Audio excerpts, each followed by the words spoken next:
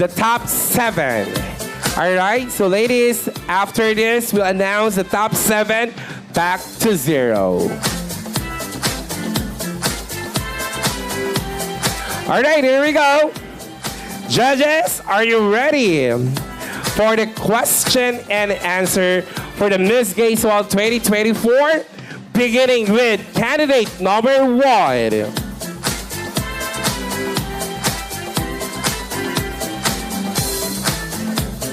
Hi, pretty. Candidate number 1. Candidate number 1, how are you? Actually, I'm feeling good and overwhelmed.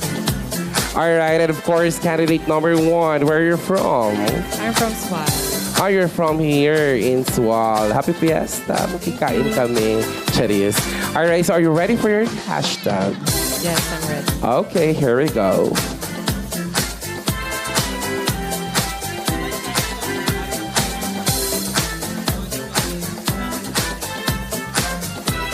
Your hashtag is hashtag sincerity.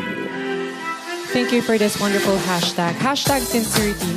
As a part of LGBTQ plus community who face so much bullying, what I want is sincerity love and sincerity affections that I need. And of course, as a young child that grew up in a family that's full of love, my family give me love and attention. That's why I feel sad when I go to school and some people said that I was bakla, salot, and malas. But what I really want in sincerity that you can give me, that is what I want and that is what I deserve. Thank you. Thank you so much, candidate number 1. Thank you so much, candidate number 1, Miss Caitlin Alex Garcia. This time, let's call on candidate number 2, Miss Yang La Victoria.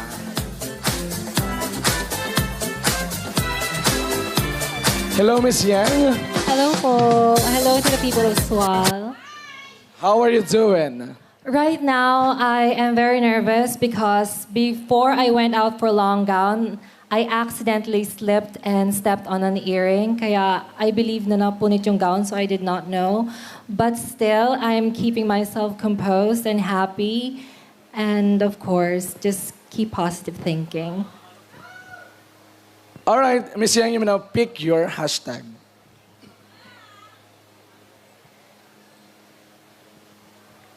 Hashtag politics.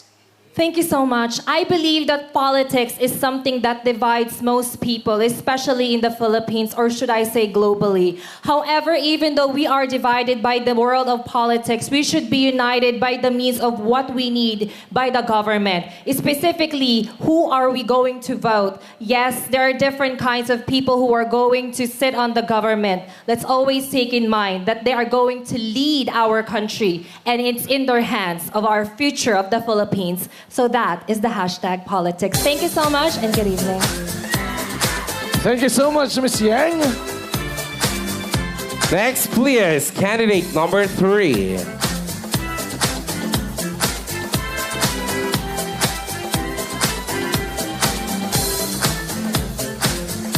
There we go. Candidate number 3. Candidate number 3, are you ready for your hashtag? I have to be ready. All right. There we go.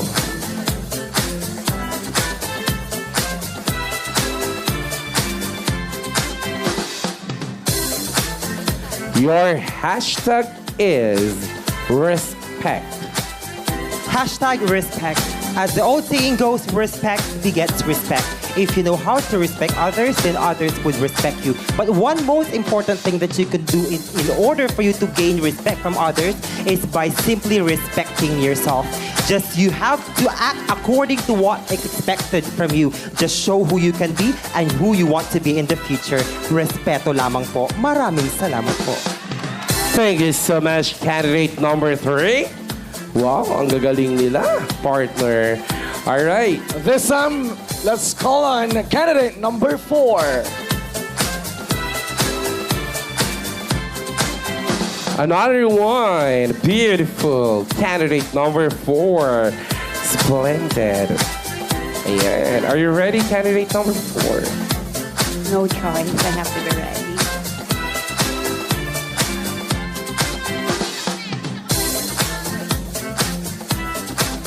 All right.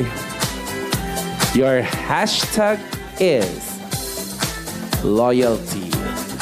Ladies, gentlemen, hashtag loyalty. Loyalty is something that you have to keep in yourself. Pagiging matapat, hindi lang sa lahat ng bagay, kundi pati sa iyong sarili. Sabi nga po nila, maloloko mo ang ibang tao, subalit ang sarili mo, hindi. Maraming salamat po. Thank you so much, candidate number 4. This time, candidate number 5.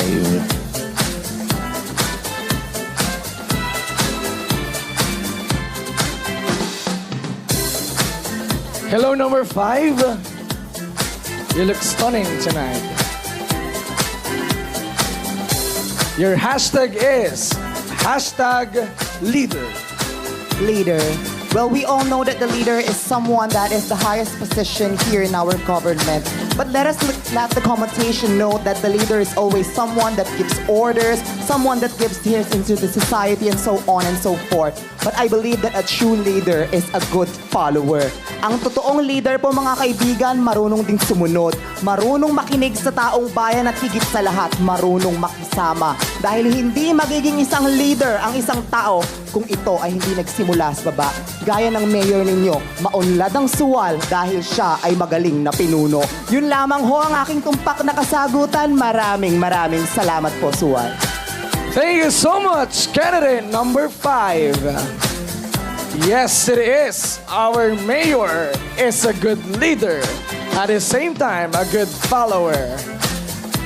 Let's call on candidate number 6, Miss Juliana Pariskova Segovia.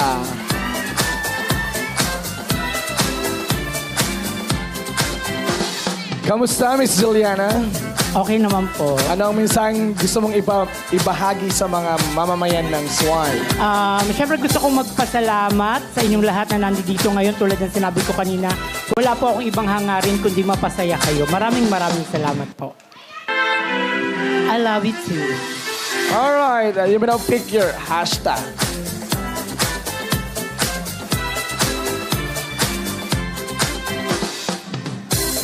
Hashtag religion. Well, I believe, ladies and gentlemen, that we all have different religion and we do have different belief. Naniniwala ako na kung ano man ang pinaniniwalaan mo sa iyong reliyon ay hindi ito ang magpapatakbo ng iyong pagkatao. Bagkus, ikaw mismo kung ano ang relasyon mo sa poong may kapal ang nakakaalam lamang kung paano ka magagawa ng mabuti dito sa ating lipunan. Dahil naniniwala ako, kailangan nating impluwensya ng ibang tao hindi sa kung ano ang paniniwala natin, kundi kung paano tayo magiging mabuting tao dahil ikaw mismo ang representasyon ng iyong reliyon. Ang Diyos ay masaya pag tayo ay nagdarasal. Pero ang Diyos ay mas masaya kung tayo mismo ang nagiging biyaya sa isang taong nagdarasal. Maraming salamat po. Thank you so much, candidate number 6, Miss Juliana Pariskova Segovia. This time, candidate number 7. All right, beautiful girl. Let's move on for the question and answer. Pick your hashtag. Your hashtag is integrity. Integrity is something that should be embodied by everyone. It's because in order for us to succeed in our lives, we should be able to practice doing what is right despite of no one is watching. A true person who would want to succeed in life should be able to practice doing what is the right thing and what should be done in order for them to continue living a good life. Thank you and good evening. Thank you, candidate number 7. This time, let's call on candidate number 8.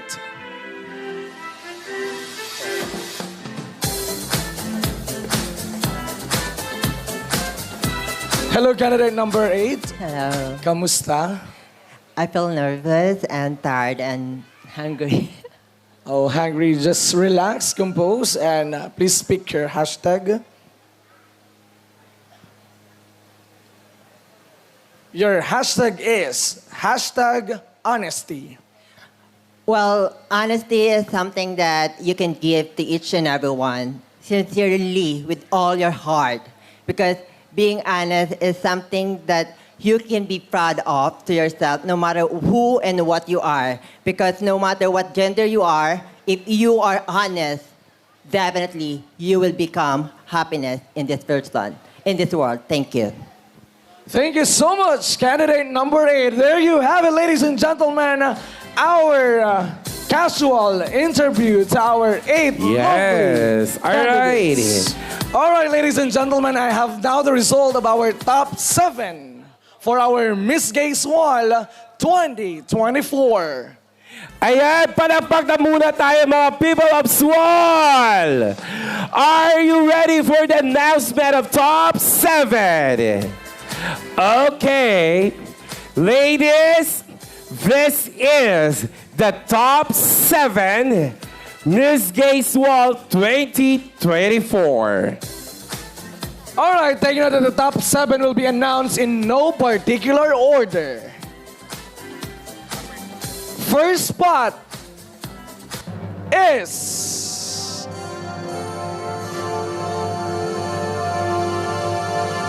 your journey to the crown is still alive. Contestant number 7.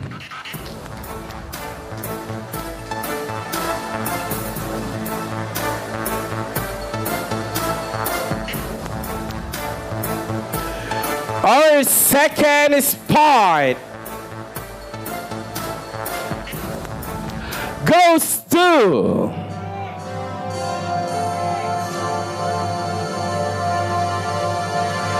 candidate number 5.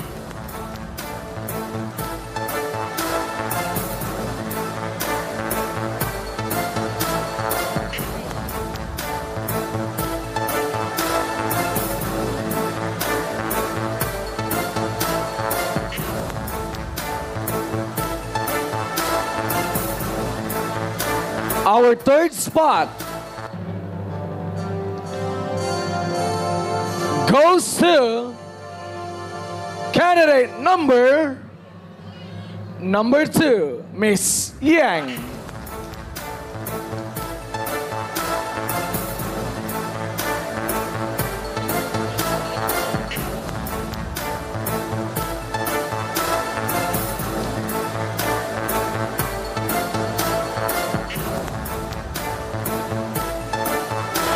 Our fourth spot is you, candidate number 3.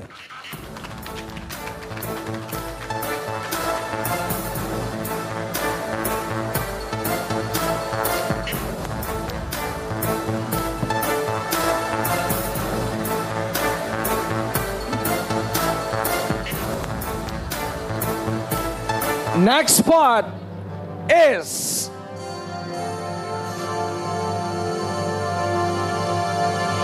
the next spot is for your candidate number 6.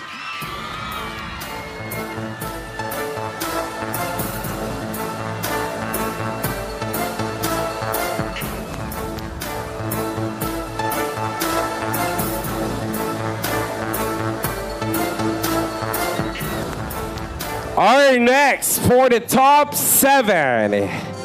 Please step forward. Candidate number 4.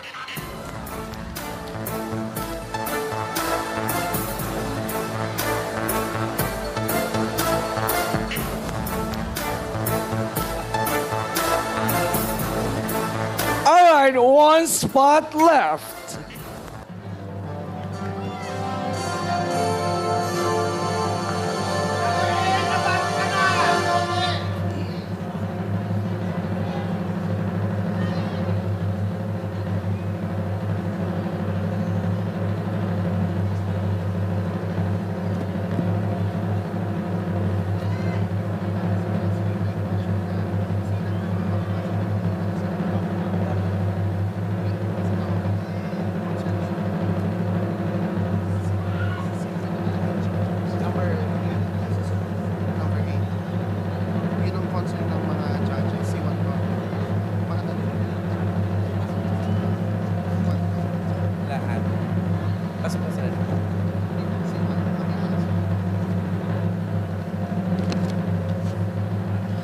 Our last spot is...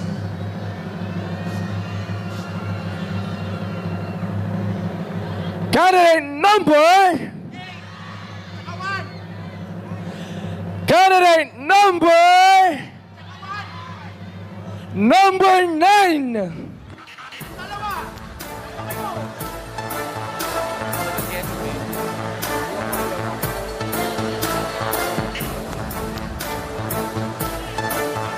All right, ladies and gentlemen, the last spot is... Candidate number... You got it right, candidate number 1.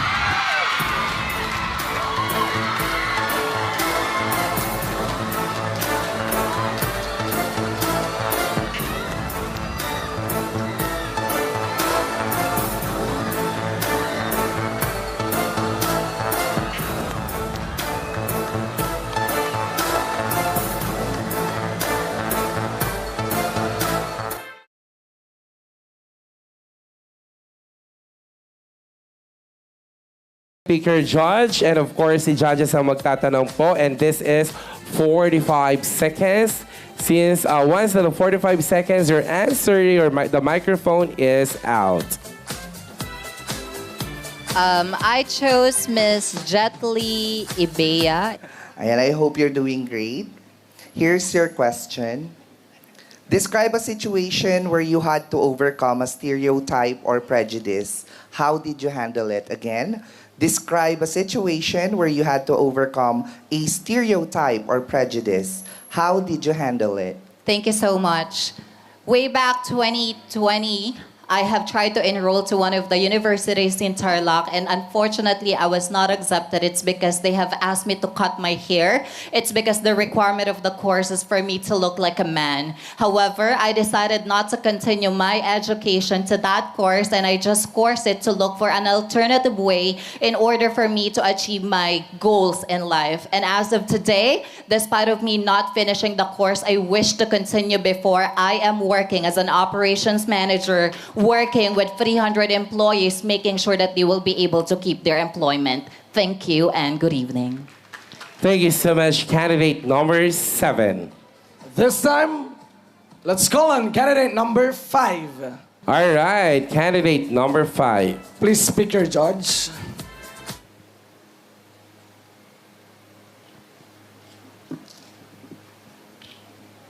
The one who holds my fate tonight is Ma'am Sally Del Campo. Hello, good evening. Hello, Madam. Good evening. I like your thoughts that I am handling your fate tonight. Oh, thank you so much, Madam. I hope you handle it well. Yes, of course.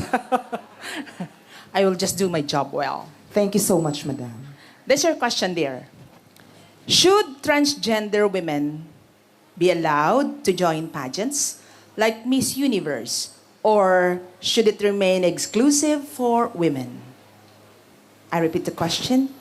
Should transgender women be allowed to join pageants like the Miss Universe, or should it remain exclusive for women? Not to be prejudiced to my own community, but I believe that transgender women should not be allowed in the Miss Universe. Why? Simply because the Miss Universe competition, it is for biological women. Women who are in fact given the right during birth. We want to be women. That's why we join competitions like this, to feel like a woman, to be like a woman, but we will never be a real woman by physical, but we can be by heart. And what we call respect to our mothers, to our sisters who have given life and given birth to us. You know what? We may have different opinions, but always remember this. We have our own platforms, just like the Miss Gay, Miss International Queen, Miss Transgender, and so on and so forth, to show who we are, what we've got, what our advocacy is, and what we are fighting for. And I believe that we can be heard.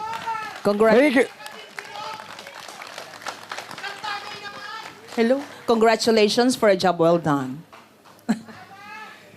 Thank you so much, candidate number 5. All right, please come forward on stage, candidate number 2.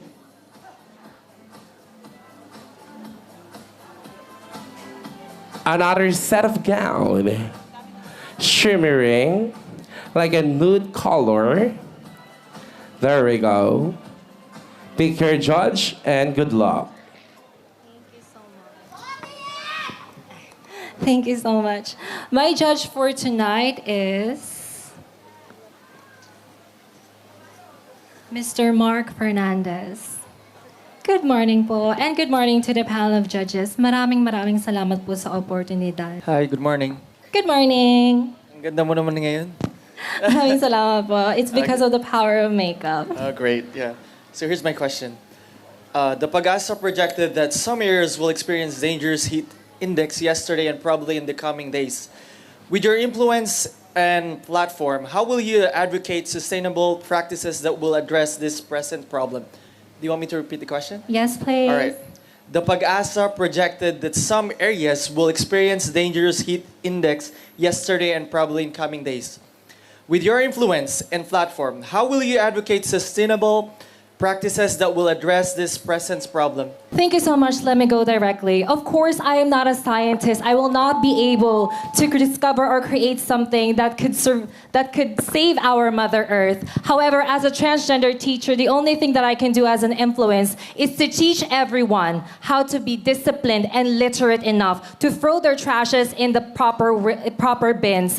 Why do I say so? Because a specific one trash can be accumulated into something bigger. Lahat po ng maliliit, pag pinagsama-sama ay malaki. And because of that, we have destroyed our Mother Nature. That is why we have the highest heat index, specifically on the next month. But we, the human beings, the highest form of animals, we can end that by helping one another and being decent and literate enough by simply throwing our trash. Thank you.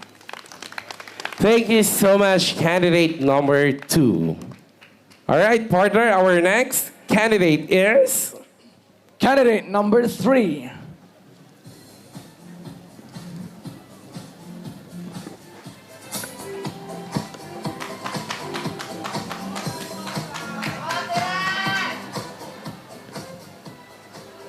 All right, candidate number 3, pick your judge and good luck. There we go. Your judge is... It is my privilege to be asked by Judge Mr. Jeric Maminta. Okay, this is your question. The Philippines does have laws for for inclusivity in public space, or at the very least, ensure that the physical safety of people using this space. Do you think this is need the gender-neutral restroom in all government agencies, private offices, and commercial industries establishment? Why or why not? One more time, if you don't mind, sir. Thank you. The Philippines does have a laws that push in exclusivity in public space, or at the very least ensure that the physical safety of the people using this space. Do you think there is a need for a gender-neutral restroom in all government agencies, private offices, and commercial, industrial establishment? Why or why not? Okay, if I'm not mistaken, it is pertaining to providing restrooms specifically for the third gender or the third gender preference, the members of the gay, lesbian, or the LGBTQIA+ community. Is it necessary or not for me? Not necessary. Why? Yes, I am a member of the transgender community or the LGBTQIA+ community, but it is all up to you if you think you are respected or not, if you think you are discriminated or not. You can enter with which you think you deserve to enter, whether it's for male or female. Regardless of what other people would say, it's all up to them. It's their thinking. All you have to do or to think for yourself is that you are not harming anyone, that you can still be proud of who you are and who you still can be in the future. Thank you.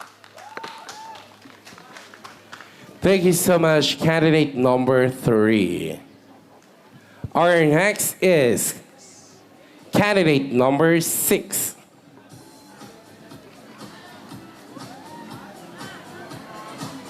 All right, there we go. Candidate number 6.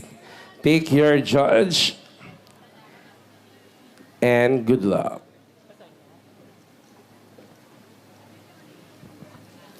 I picked Ma'am Joanne Rigonan. Hello, good evening, candidate number 6. Hello, Madam. Here's your question. Another case of discrimination and inclusion facing the LGBTQIA+ youth is the prohibition of cross-dressing and gender expression in schools and learning institutions. What would you advise a gay child who is barred from attending his graduation ceremony for wearing a dress, or to a lesbian child who wishes to wear a tuxedo on her prom? Another case of discrimination and inclusion facing the LGBTQIA+ youth is the prohibition of cross-dressing and gender expression in schools and learning institutions. What would you advise a gay child who is barred from attending his graduation ceremony for wearing a dress, or to a lesbian child who wishes to wear tuxedo on her prom? Well, I believe, ladies and gentlemen, the only advice that I can give to a young LGBTQ people is that be brave. Be brave enough to be yourself. Marami ang taong hindi nakakaunawa. Marami ang taong mangdidiskrimina. Pero ang tatandaan mo, ang papasukin mo is not a paradise. The LGBTQ community is a jungle. Maraming malupit, maraming mapangusga, pero kailangan mong maging malakas, kailangan mong maging matatag. Maniwala ka sa kakayahan mo dahil hindi ang pagtakbo ng buhay mo at ang pangarap mo ang magdidikta kung ano ang sinusuot mo. Bagkos ang iyong kakayanan at kapasidad ang magtutungo sa iyo sa tagumpay kung saan ka nararapat, dahil yun lamang ang pwedeng maging titulo mo panghabang buhay. Maraming salamat po. Thank you so much, candidate number 6. This time, may I request candidate number 4.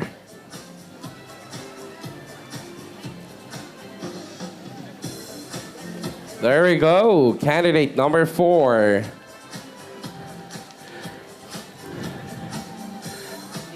Pick her judge. There we go.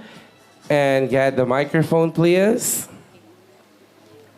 And good luck. I pick Ma'am Estrelita de la Cruz. Magandang gabi po.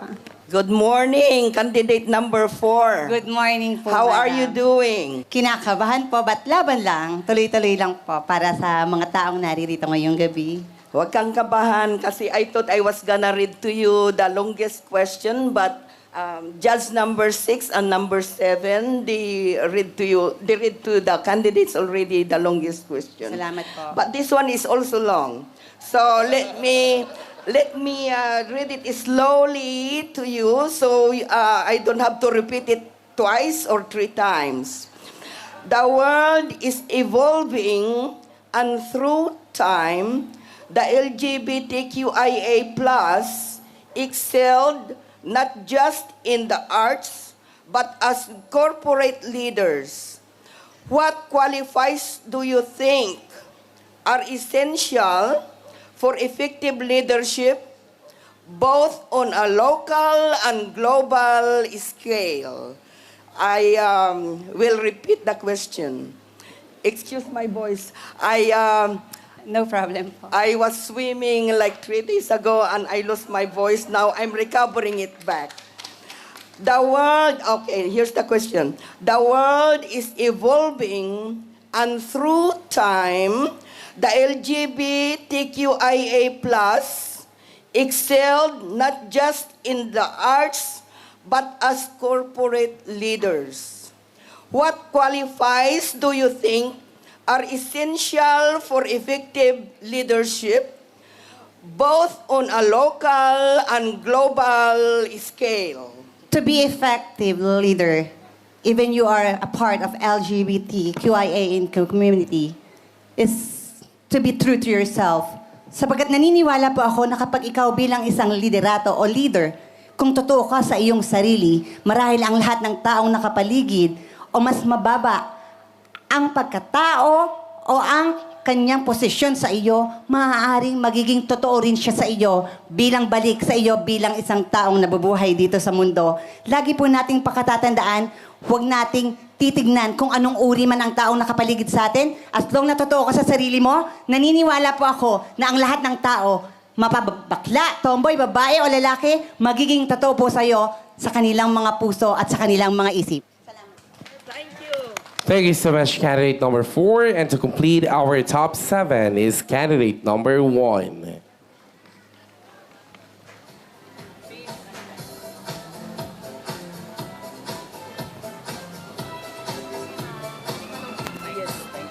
All right, candidate number 1.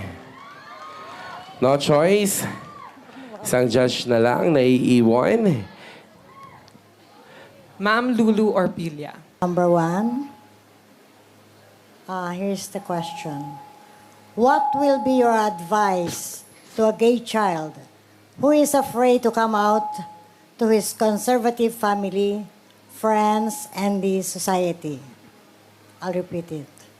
What will be your advice to a gay child who is afraid to come out to his conservative family, friends, and the society? For me, the advice that I can give him is that stay strong and never give up for at least open to your family of who you are. Because I believe who we are is not a sin, but should we be proud of. And of course, even our family cannot accept us in the first place, but they can accept us soon or later because our family love us the way who we are. And of course, I would say to the young child, I would say to the young child that he also be brave and of course be confident for who we are. Thank you. Thank you. Thank you so much, candidate number 1. All right, so that was our top 7 semi-finalists.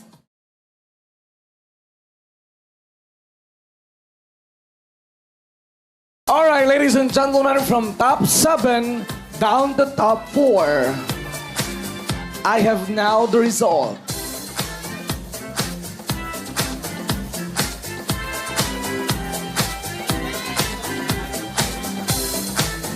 Your journey to the crown for Miss Gay Sual 2024 is still alive. Candidate number. People of Sual, who's your bet? Candidate number 6.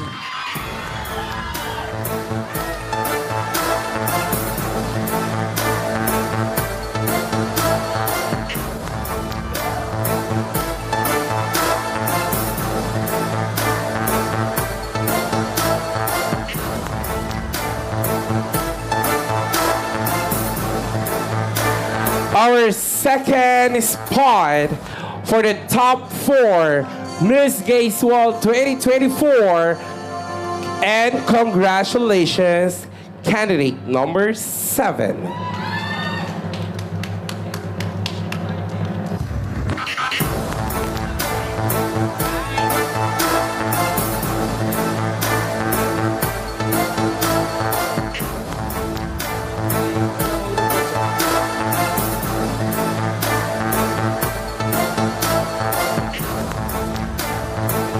The third spot is candidate number 1.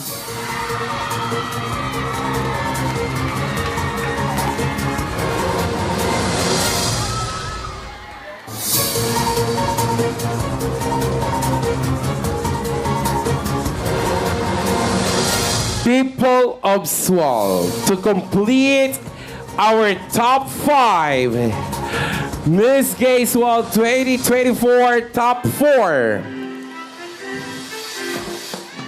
is, congratulations, candidate number 5. There you have it, ladies and gentlemen, our Miss Gay Sual 2024 top 4 finalists. Candidate number 6, candidate number 7, candidate number 1, and candidate number 5.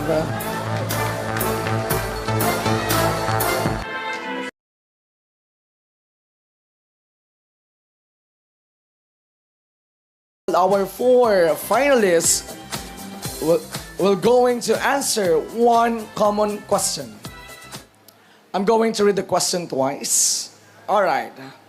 And here is your final question.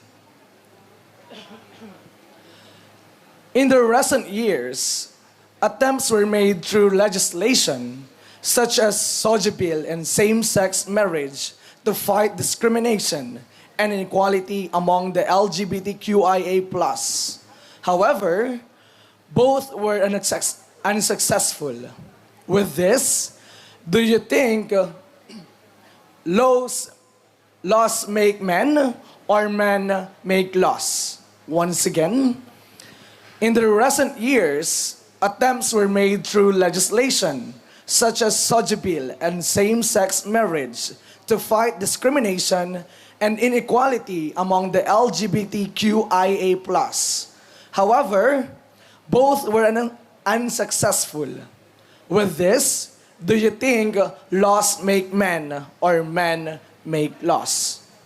Well, I always believe, ladies and gentlemen, that one of the reasons why SOGI bill and, of course, same-sex marriage will not push through into making it a law, it's because marami po ang hindi nakakaalam kung ano nga ba ang nakapaloob mismo sa batas na pinapasa tulad ng SOGI bill or sexual orientation, gender identity expression. Naniniwala po ako na kulang ang kaalaman ng karamihang Pilipino tungkol sa batas na to dahil ang batas na ito ay nakapaloob dito hindi lamang po para sa LGBT, hindi po ito isang special treatment bagkos ito po ay para sa lahat, para sa ordinaryong babae, lalaki, bakla o tomboy. At naniniwala po ako, man make laws because I always believe na ang batas ay hindi magiging makapangyarihan kung hindi alam ng bawat individual kung ano ang kanyang karapatan. Kailangan niyang malaman ang kanyang karapatang pantao at karapatan bilang Pilipino because at the end of the day, let's all believe that no one or no man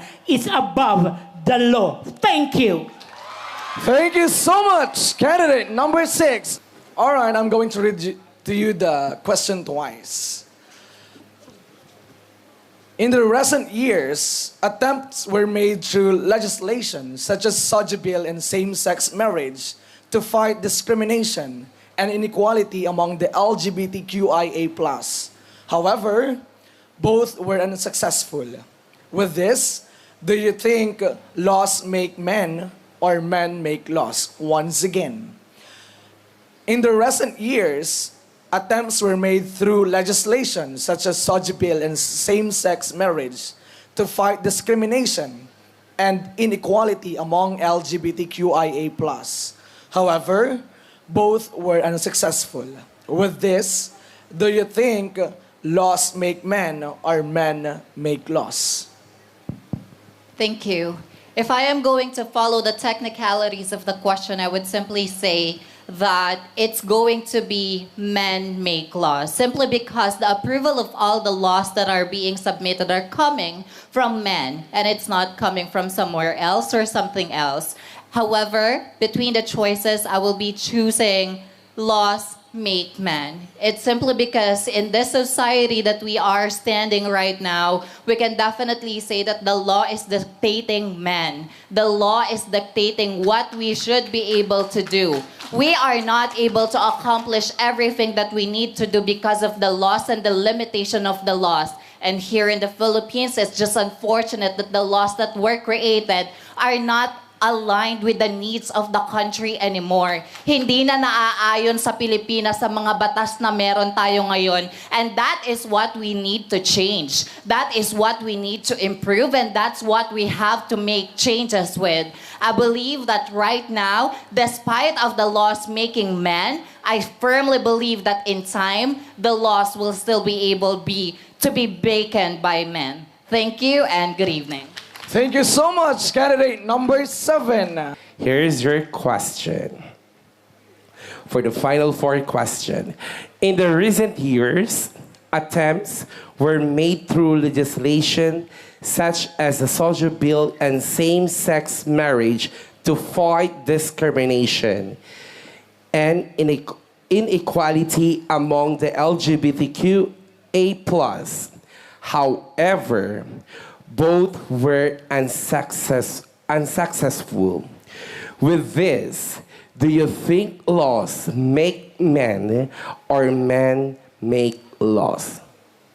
Can you repeat the question? Alrighty. Again, in the recent years, attempts were made through legislation such as social bill and same-sex marriage to fight discrimination and inequality among the LGBTQI+.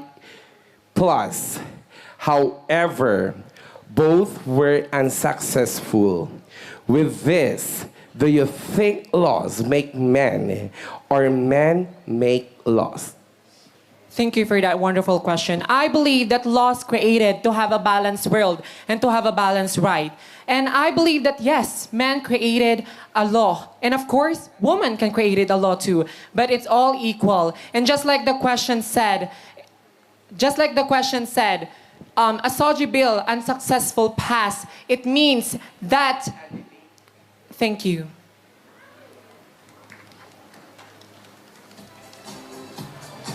Thank you so much, candidate number 1. Here's your question. In the recent years, attempts were made through legislation such as social bill and same-sex marriage to fight discrimination and inequality among the LGBTQIA+. However, both were unsuccessful.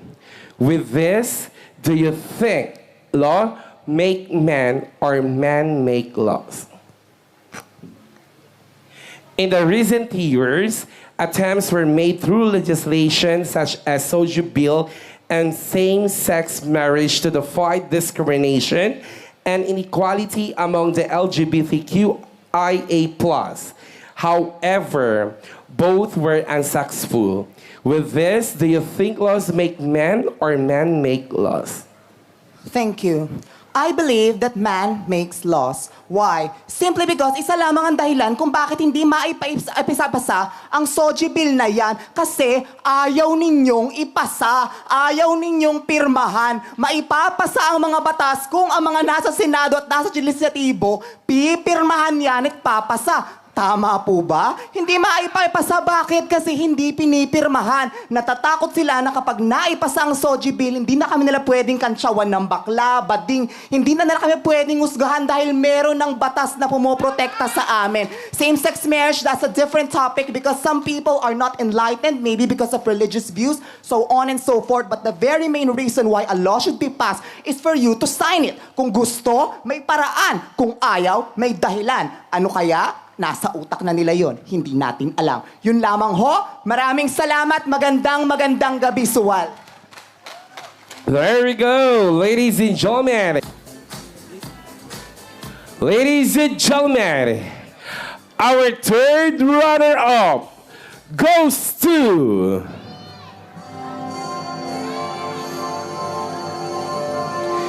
Please step forward for the third runner-up is candidate number 1.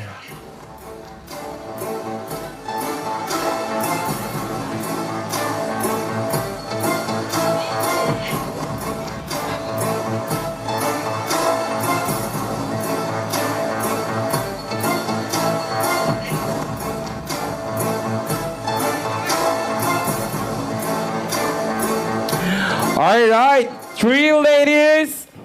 Holding hands po kayo sa isa't isa. There we go.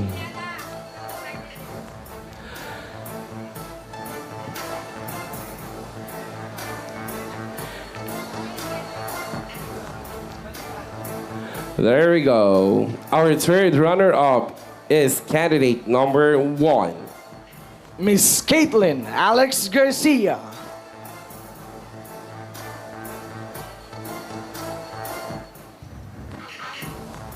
This time, we'll now announce the second runner-up. To present the award, may we call on stage Ma'am Lulu Arpilia, Sir Jarek Maminda, and Ma'am Estrelita de la Cruz.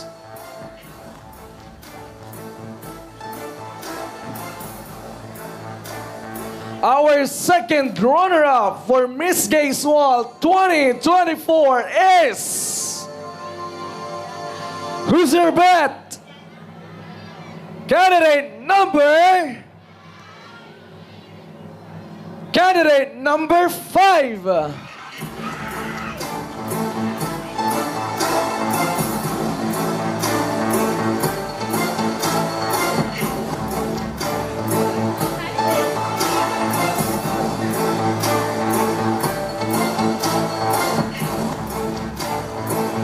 Congratulations, our second runner-up, candidate number 5.